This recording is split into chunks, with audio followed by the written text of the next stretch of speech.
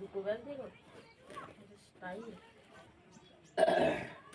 আর একটা বোতল দিদি দিয়েছি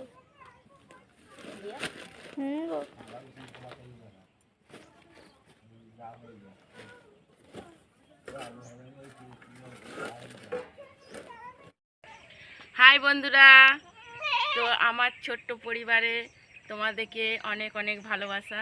তো আমি যাচ্ছি আজকে বন মানে হলো জঙ্গল যাচ্ছি, রান্না করে খেতে পাচ্ছি না, তো পাতা আনতে যাচ্ছি। তো চলো বনে যেয়ে তোমাদের সঙ্গে কথা হবে। তো এই পর্যন্তই, টাটা, ভিডিওটা দেখতে থাকো।